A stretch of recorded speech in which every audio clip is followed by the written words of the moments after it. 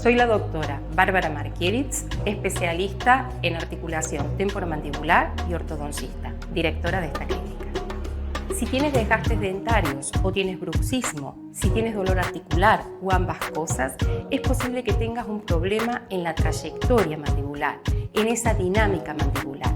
Si es así, tienes que realizar una consulta. Nosotros realizaremos un diagnóstico dinámico del movimiento de tu mandíbula.